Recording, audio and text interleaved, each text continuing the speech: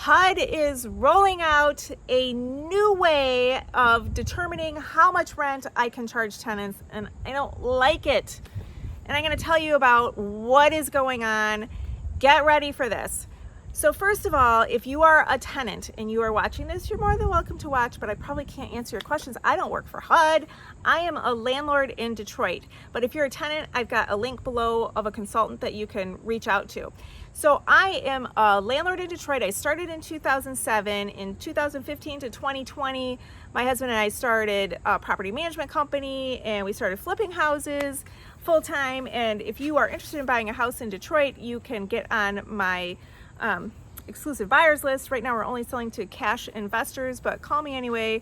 I do have Calendly. You can set up a time. I have an agent that works for me. And I also have an online course because a lot of people come into the Detroit market because you can make the most money in Detroit. That's what investors are always telling me. But you really can't if you don't have the tools of how to do these things in Detroit. So I did make an online course, which you can link below to get more information about that. But let me talk to you about this SAFMR, Small Area Fair Market Rent. The way it is right now, I'm loving Section 8 because I'm getting good rent. I'm getting, for a 3-bedroom, anywhere between 13 to maybe 16 something hundred a month. And that's a good price considering I'm selling my houses for $90,000.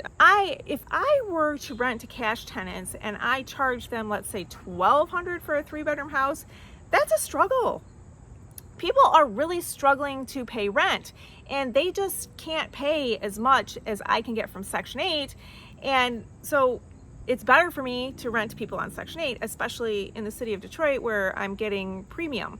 So I'm pretty exclusive to renting to Section 8 people anymore because they also stay longer. And I love that check every month in my bank account. It's so nice.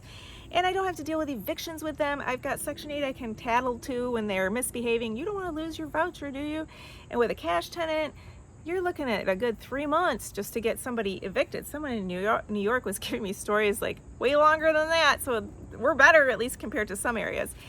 Well, now I do get premium rent, not because I'm trying to rip off HUD. That is not my goal. The reason I thought that I was getting premium rent is because I'm putting up with more work to get a Section 8 tenant. I'm offering really high quality housing. You have to pass an inspection if you're going to rent to somebody on Section 8, and we do pass inspections. We're really good at it. So it's a higher level of quality than I think a lot of Detroit landlords are willing to do, and we are willing to do that. I have to fill out a bunch of paperwork. I have to deal once a year with their inspectors who are not always fair, and we are good landlords. And oftentimes they'll charge us for tenant caused damages and tell us we have to go collect it from the tenant. You know, that's not cool. So I'm like, okay, I deserve to have higher rent. That's what I thought. Hey, if you are liking this video, please subscribe. This one took me a while to put together. It was a lot of work. The biggest thank you can give me is subscribe. Thank you so much.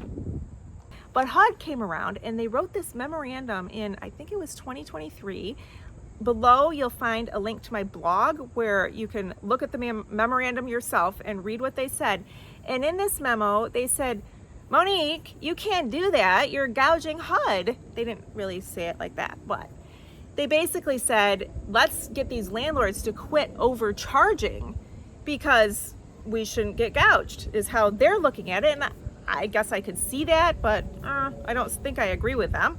And plus, what they really want to do is they want to raise the rent amount that tenants can get so that they can get out of the poverty cycle. If they're renting in Detroit, that's a very hard poverty cycle to get out of. So if we rent houses for more money, if we can give them more rent to move out of Detroit, that's good.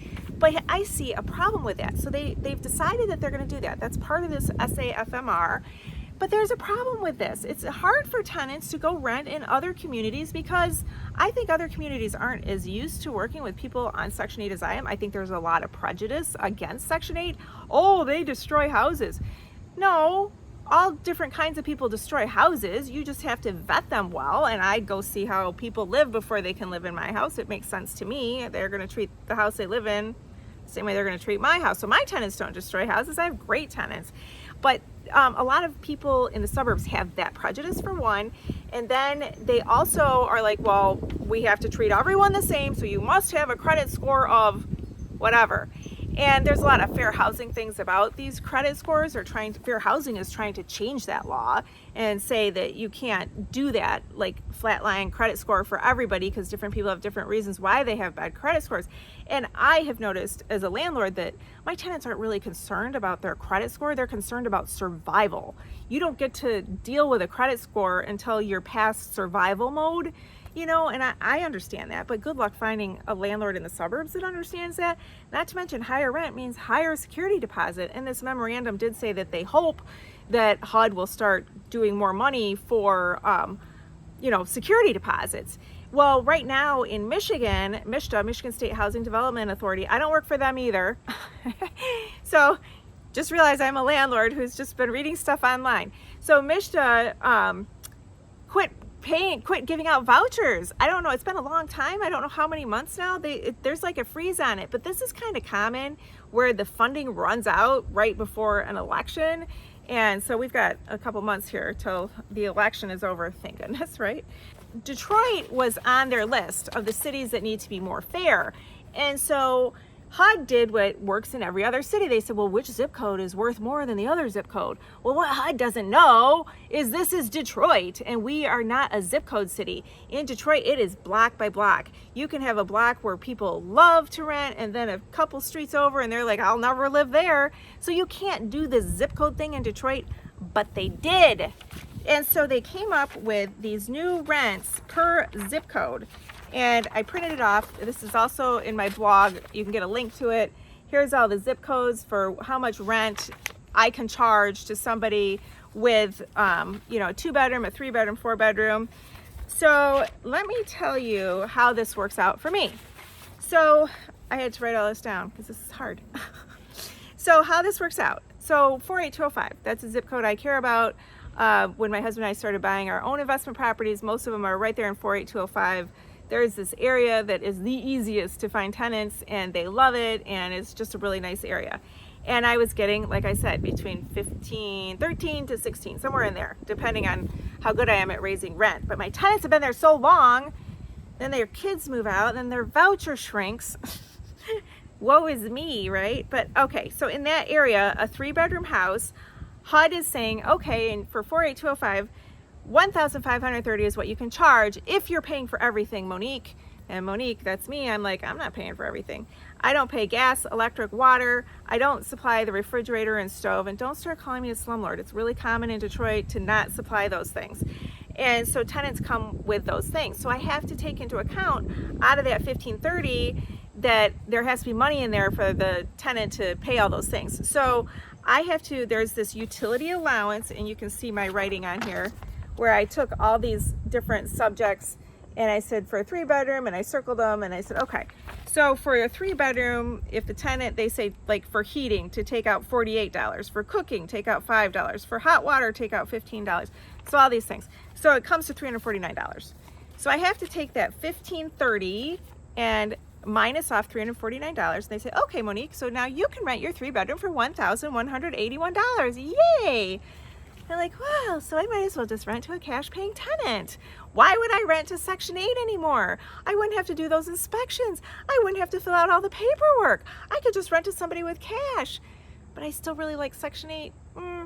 And there is this hope in there that I'm going to get more than $1,181. That doesn't seem to be the amount that they're giving us. There's some kind of wiggle room in there. And that article did use the word about discretion, about 20% discretion. So let's just say this housing commission said, okay, I'll give you 20% more. So for my 3-bedroom, that means I could get $1,416. Now it's fair. But the discretion thing, we can't go there, because now we're talking fair housing and people getting all bent out of shape. Well, I heard you could do discretion. Don't say that to them. Don't talk about discretion. But there's other factors that we are not privy to.